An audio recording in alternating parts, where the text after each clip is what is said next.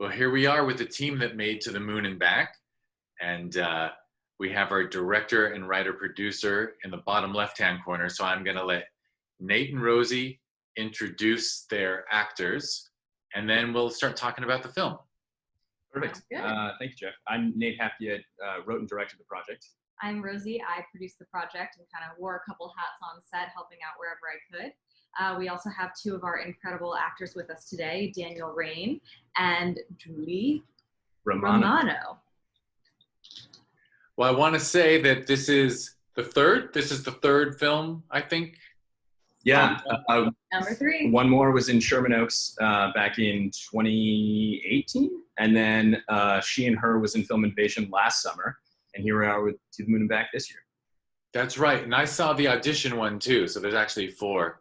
Yes. So needless to say, I have to compliment you on To the Moon and Back for yet another film where you find a very emotionally difficult life moment, and you go ahead and fully investigate the emotions of that situation and of that specific time in someone's life.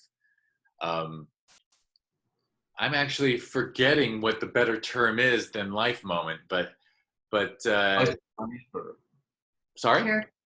Character study or slice of life, yeah. Yes, slice of life. But I actually haven't told you this, but I've had to speak at 2 funerals so far this year. Oh wow! And they both came after I first saw To the Moon and Back. So when I rewatched To the Moon and Back for this, I was like, yeah, I've now lived that moment twice since seeing the film. So bravo, beautiful writing. Thank you. The acting is superb. And go ahead and share with us your experience writing this and then taking it to screen. And I'll let your actors jump in whenever they want to interrupt you. Thank you. This was, I've always looked at writing as catharsis, whether it was something, working through something that I had experienced. But it was middle of 2018 where I was starting to get these daydreams, I guess, but they were more day nightmares, where I was just seeing this image of my mother's face, which is usually very beautiful, full of life, full of warmth, always smiling. But these images that I was receiving were of fear and of panic and of lack of confidence. And I'd never seen those looks on my mother's face before, so I was wondering exactly where that was coming from. And I realized later, actually, through therapy, that I had been repressing those images because I had seen them from when I was a child. My mother went into anaphylactic shock and she was in ICU. So I had actually seen those things. Here you thought it was just your overactive imagination. Yeah. But thankfully, she survived that experience, which was incredibly impactful, obviously, for me, but, for her as well. So she's been able to see these films that I've been making. But in terms of sort of what the images were saying to me was that she was on her deathbed and she was scared, and she wasn't offering me as my mother that sense of protection, that sense of warmth, that sense of, everything's going to be okay. And in fact, it was a role reversal. She needed that from me. But because it was the first time that I was seeing that and I had to be put in that position, it just completely changed my perception of what parents were and that, parents could, I always knew that they could be fallible, that they weren't perfect. That was a tough pill to swallow when I was in my teens. But to see that they were so fragile and that they needed us to take care of them at some point was very affecting. And so I wanted to work through that. And thinking about it, obviously my mother is alive and well and she's healthy, thankfully, especially in this time. But I was thinking about what that experience is going to be like. And I was like, well, I've used writing as catharsis to work through things that have happened. What about using it as a pre-catharsis to prepare myself for what it's going to be like when my mother passes away? And I see that imagery. And so I wanted to examine that. And initially, especially working with the fallibility idea, the original working title was I went through imperfect and then fallible. And this was one of those cases where I really definitively learned that you don't title your thing until you've written the script, because I was working through it and it coincided with, Dom Zamprogna. It was his last day at GH, and he'd always watched my films going back to 2015 with Tom and Jerry when he heard that it was in the short film corner in Cannes. And he was like, oh man, I need to watch that. And so we were sort of going back and forth, and he was always surprised when I had made another short, because I've been making 2 short films a year. On his last day, he turned to me and he said, hey man, just send me something. Like, I don't need anything, just send me something, because I want to play. And so I was like, wait a minute, Dom could play me, essentially, like, you know, dramatized in this experience out. It worked perfectly. I didn't know that he had lost his mother back in 2013. I had no idea. I think that it had been hinted at with like coworkers that like that was a touchy subject, but I never pressed it. It wasn't, you know, my business. But I sent him the script, and he said, you know, I'm in for a million reasons, which meant the world to me, because I've always really respected him as a performer. And then it was rounding out the cast. I mean, I had written the script, and so that really felt meant to be in terms of my relationship with Dom. And I'd written the script, and it's essentially, you know, one scene that plays out in real time, but it is sort of fragmented in these 2 different blocks. And so I was like, well, I don't want the 3 characters to be in there at the same time. I want to actually establish, you know, 2 different relationships that are really crucial and really important to our main character, Robert Westfield. And so I wanted to do, you know, his wife and his daughter. And so for the wife role, immediately my head went to Danielle. I so loved the experience of working with her and creating with her on One More, where she actually played a dramatized version of my mother in that. And as I was changing the name of the script, and I was reworking it and trying to figure out sort of what the through line could be emotionally, I came to, you know, a phrase that was so impactful to me as a child, which was "To the Moon and Back," because my mom, you know, would share that book with me. And so I titled it that, and I actually used that as the through line of like what Robert's mother said to him and what he says to his daughter. And that was the title of the film.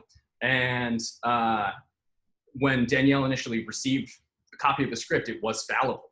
And she said, you know, yes, just going off the character description and whatever else. And then I sent her the revised version that had "To the Moon and Back," and she said, you know, Nate, this means so much to me. And Danielle, obviously you can jump in on this, but because I don't want to paraphrase, but you said that it meant so much to you, and you talked about this relationship that you had with your aunt, and how you guys got together. My aunt had just passed, and that was what she always ended every phone conversation with. I love you to the moon and back. So when he had changed it, you know, it's like, I always feel it's fortuitous when somebody you've worked with calls you, wants to work with you again. It's just like, you know, it's a gift. But then when he told me about changing the name of the movie, I mean, it had such an impact. And I was like, I'm supposed to be here. Yes, absolutely. It was just amazing. Yeah. And I don't know, I never told you this, but the same time that we were shooting, my dad had been diagnosed with colon cancer. And yeah, I didn't say anything because we were in the thick of it. Yeah. But we had rehearsal, and then we had pre-op for my dad. And then we shot the movie, and then 4 days later, he had surgery for the colon cancer. And while I haven't lost a parent, I was as close as I had, you know, come. The great news is he's fully in remission now. So it has he just, you know, found out it's fully in remission. But it was such a great thing. And he's calling right now. Hang on. Yeah. All right. Sorry, I'm back. Sorry, Dad. But it was an amazing experience getting to work on this movie, and I'm still so grateful that you called me. Yeah, always. And so that I mean, that was another cast member that all of a sudden it just sort of felt like fate that it was coming together that way.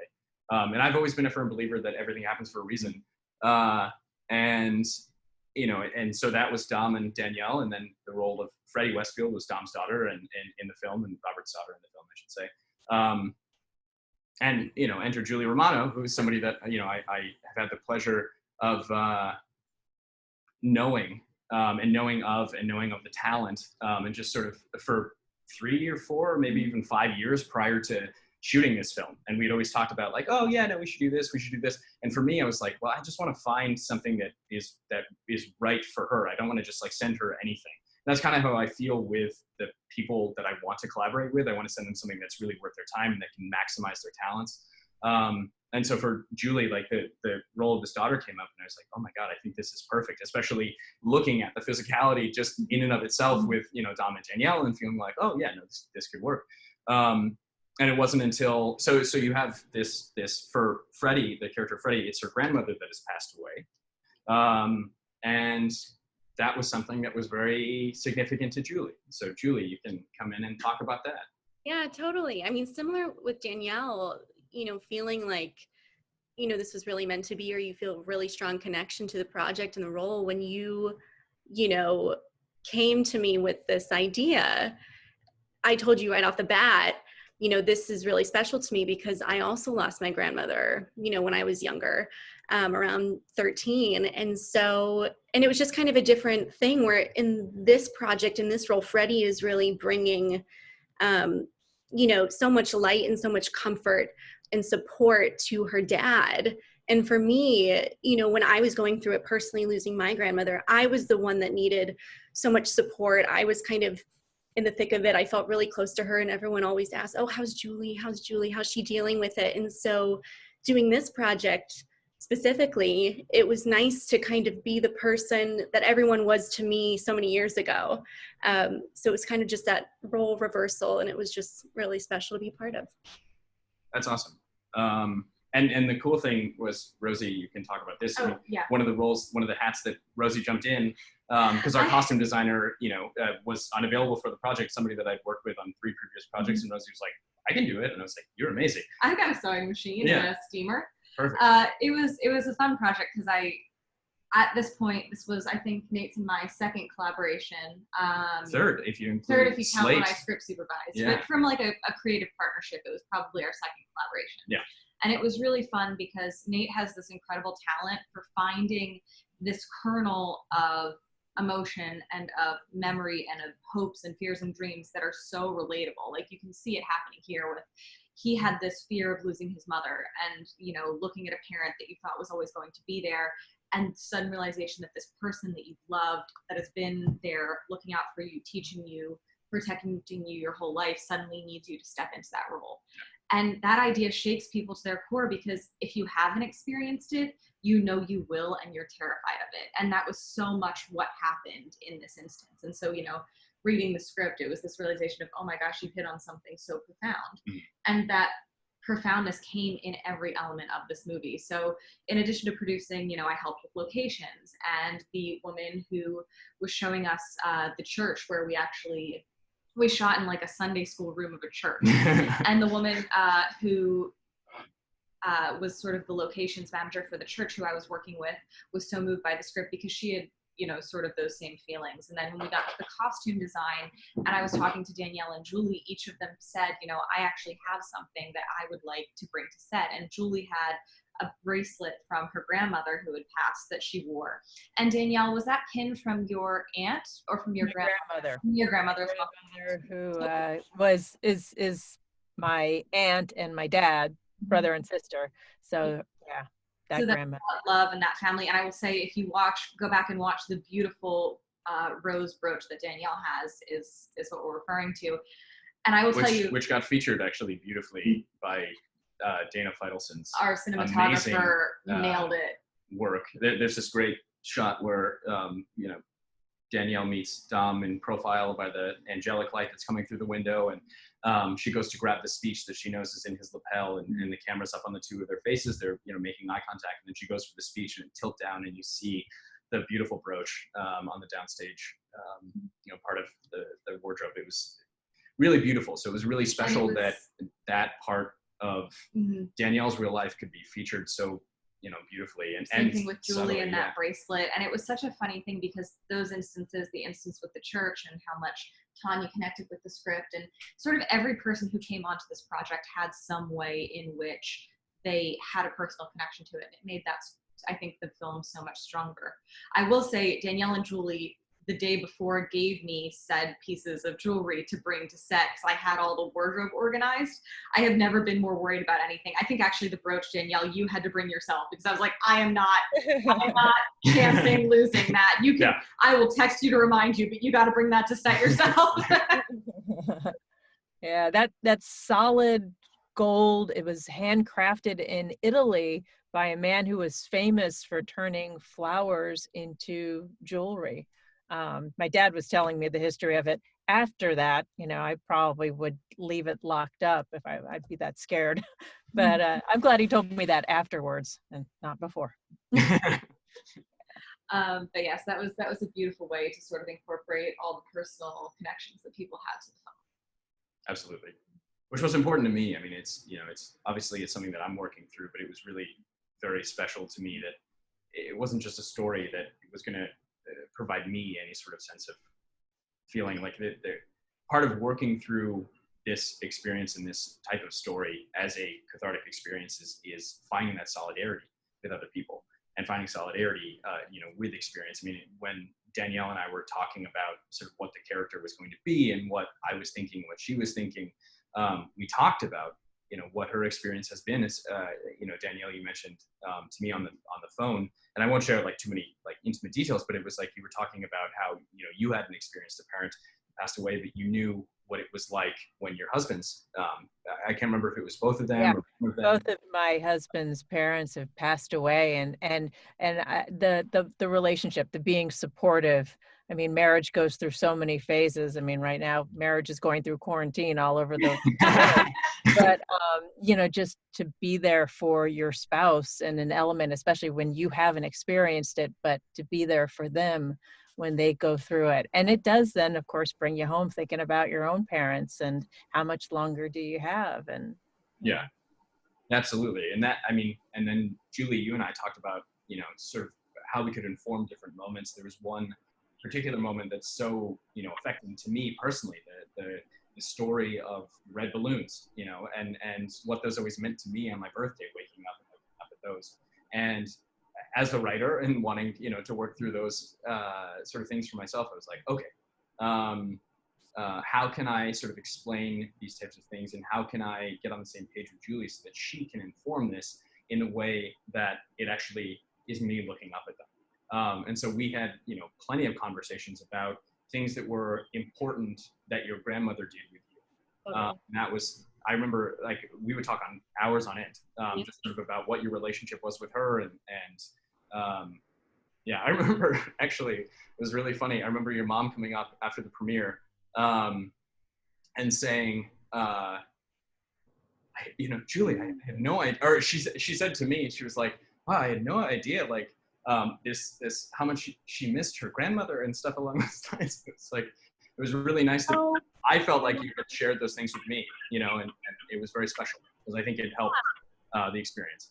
It does. Welcome. We have an addition to the call. Our incredibly talented lead, Mr. Dominic Zamprogna, who played Robert Westfield, has joined. Hey, sorry guys, I was in the middle of nowhere with no reception and putting something together for my wife that took longer than I thought it was going to take, and I just made it back. Oh, we're glad to have you now. Yes. And actually, perfect timing. I was about to mention that in Nate's writing, one of the great things is that the character Dominic plays, we get and then we lose him. But is that even though, Nate, you're not a parent yet, you write that lead character, he gets to play two roles because first he's the grieving son and his wife comforts him. But then anyone who has parented knows that as soon as your kid comes in the room, you shift into a different role. And we get to see that in real time in this film when Dominic's character suddenly is comforting his daughter for the loss of, they're comforting each other. But, you know, it's refreshing to get to see this father show his different sides in a 17-minute short. Yeah. Well, that was important to me because that was, you know, just sort of empirically, that's how you were going to make it interesting. If you were going to show sort of his relationship with two different people in his life, it couldn't be the same type of relationship. And I wanted to show kind of the juxtaposition and the different roles that he does play, and how he would speak to these two people differently. And that sort of second scene between, you know, Dom and Julie, I really wanted there to be a sense of they're supporting each other, and they're trying to sort of figure out, because they both lost somebody. You know, it's not one person who's lost somebody and is working through that, and the other person is, you know, obviously empathetic and like, oh, you know, I'm here for you. It's like, well, no, we've both lost somebody, and how do we navigate this together? And obviously there is that power structure of, or not power structure, but there is that sort of innate, you know, relationship with a father and daughter.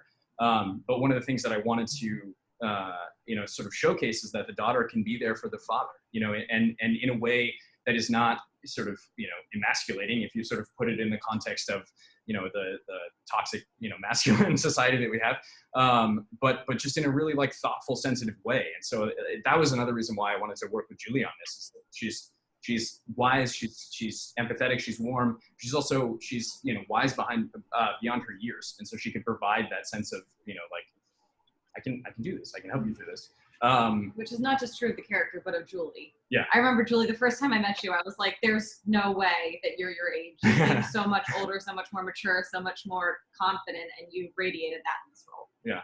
And it was an interesting sort of conversation that we had about what that scene was going to look like with Julie and myself. Now, obviously, Dom, you know, you and I talked about how we didn't want to necessarily have tears in this, because it's not about necessarily the crying. It's about sort of navigating the emotions and sort of riding the wave of what's happening in that experience.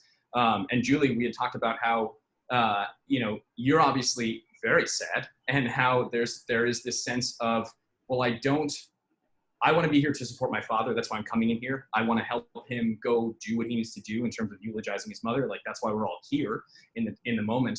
But I'm obviously also very sad. And, you know, you retell that story because he asks you to retell a story. And we had talked about, you know, like, should I cry? Should I, like, because I think I'd be sad enough to cry, but I don't want to, you know, upset him, whatever else. And I remember we were working through it, and the scene was working, but I was like, I just want to try something. And so you and I went into another room, and we just talked about it. I was like, Julie, let's just try one where you do let that out. It's obviously not, it's not a river, but it's just one sense that you are human, and that you are capable of, you know, not holding it in all the time. And you know, you did it beautifully. And the amazing thing is that facing camera, it was one perfect one tear on the camera side. It was amazing. It was more than I could have asked for as a director. I remember watching the monitor. I was like, holy, that we were rolling, right? Good. All right. Now let's move on. I was going to say, let's give Dominic the floor for a moment, since he managed to make it in here. Nate made a reference to you that you were aware that he was making 2 shorts a year, and you said, hey, send me something. Yeah, he was always doing stuff. And me and Jason Thompson, another actor on our show at the time, were talking about him. And he'd just be like, hey, Nate's doing something else. And, you know, in this world where people talk about doing things and very little gets done sometimes, when you meet people who are actually doing things that they say they're going to do, I don't know, it's inspiring. So, I mean, for a young guy, he's accomplished a lot. And, you know, he's still growing and learning as a director and all that stuff, but he's such a receptive person to work with. And I don't know, it was a really good experience. We spent the day, I mean, just talking about the emotion of the whole thing. I've lost my mother, and so it was kind of a tough thing to delve into. But I also feel like people don't go to watch other people cry. You know what I mean? Like, people don't watch TV and movies to watch people cry. They watch to feel like they want to cry, and they watch to feel like maybe they want to see someone else try not to, or what happens after the dip, or the rock bottom, or the whatever. And who's to say that he didn't walk out there and burst into tears in the middle of the eulogy? I don't know. But for this, it was important to have everything just under the surface and to be connected to it. But you're an onion, right? You cover. Everyone covers these things. We don't reveal all these things about ourselves. Like, we reveal ourselves in our most private moments, and, you know, when you're alone and you feel comfortable to show yourself. And I think that's with emotion. That's how I feel anyway. So just an opinion. That's And it's a good thing, honestly, Dom, that you did have sort of that layered, reserved approach to it, because honestly, believe me when I tell you that the crew watching the performances from you three were all crying plenty for you. Like, I would look around to people on set just watching the monitor, and just like tears were coming. You all brought so much to it. Well, I mean, and that's good. Yeah, that's kind of the important thing. I mean, as you're saying, Dom, people don't watch things necessarily to watch other people cry. It is, and you know, what is it that you can connect with people? It's that sense of connection in a time of grief, and that's what I find. You know, I've made a lot of movies about characters dealing with grief, and you know, there are so many different ways to grieve a loved one. And part of the way that I really like to work through things, because it's ways that I've found have been most rewarding and helpful and enriching, are finding a sense of solidarity and a sense of connection and genuine human connection with not only loved ones but also friends. And so that's what I think really does connect with people. People that I've spoken to that have watched the movie and may have cried or may not have cried, at least expressed that the sense of connection and the chemistry that, you know, Dom and Danielle share in their half of it, and Dom and Julie share in their half of it. That's what really spoke to people, is that these people are there for you in this time of grief, and they didn't need the tears in order for it to be an effective story, in order to effectively communicate sadness. So I'm really glad that was a consistent choice all around, and to really reserve that one tear for, you know, that scene with Julie, so or that moment with Julie. Yeah. I'm sorry to say we've gone a little long, so I should sort of wrap this up. Okay. But thank you for the film, and it is very touching. And the last heap of praise for this great cast and filmmaking team is that it is touching. And obviously, I mean, just listening to you now, I felt like adding that there's nothing less funny in a comedy than watching people laugh on screen.